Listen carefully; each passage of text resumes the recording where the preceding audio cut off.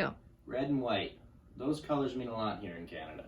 They're the color of our flag, they're the color of the RCMP, they're the color of our national hockey team, our Olympic team, and they're also the color of Tim Hortons. Even if I were to show you a red cup with white font without showing you the logo, you'd be able to tell me, just like that, Timmy's. And why is that? Because Tim Hortons has done a great job at marketing themselves as this uniquely Canadian company. But I worked at Tim Hortons for 2.5 years, and when I see a red cup with white font, I think of something else. I think of a company that's out of touch with their customers and doesn't know what they're trying to be. Hello everybody, my name is Noal Smyth, and today I'm going to tell you why Tim Hortons isn't as uniquely Canadian as they like to think they are, and why they need to change. This is a Tim Hortons commercial called If There's a Canadian. I was going to show it, but since this is a video instead of an actual presentation, I'll just briefly describe what goes on in it. They show a lot of small towns all throughout Canada and the local Timmies, and they say like, for the boys hockey team, for the couple on their date, for the trucker at his home away from home, there's a Tim's. Because if there's a Canadian, there has to be a Tim's. And as like sentimental and as nostalgic as that may be, the numbers say otherwise. Tim Hortons' popularity in Canada has been declining rapidly over the last 10 years. In 2019, their same-store sales fell 4.6%. Basically, that just means for stores that opened up in the last 13 months, how well they've been doing compared to other stores.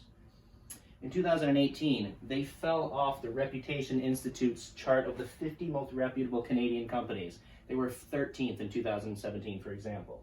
Or, also in 2018, they fell from 4th to 50th in a national brand recognition survey done by the National Public Relations Ledger. These are hitting them where it counts, in their wallet, and the company is losing money. But if you don't trust the numbers, trust the people.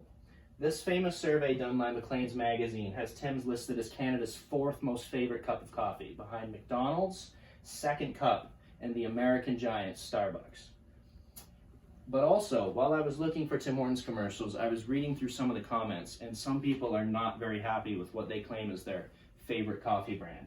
This comment says, hey, if you want us to be nostalgic about the good days when Tim was still around and how your brand is as Canadian as Wayne Gretzky, maybe you go back to serving quality products and then we'll see how great you are.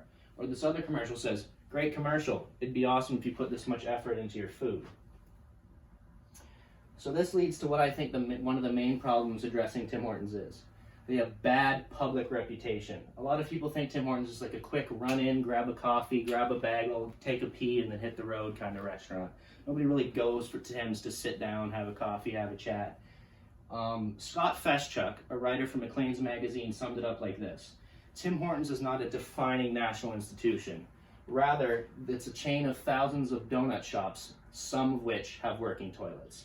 He also said, Tim Hortons is not an anti-Starbucks choice. It's a great place to go if you want a muffin, if you ever wondered what blueberry air would taste like.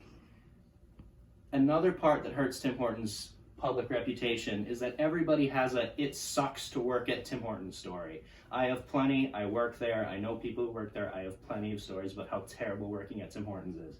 You may have one from somebody you know who worked there. They're tough with hours, they're rude to employees, they don't pay very well, they're tough with sick days.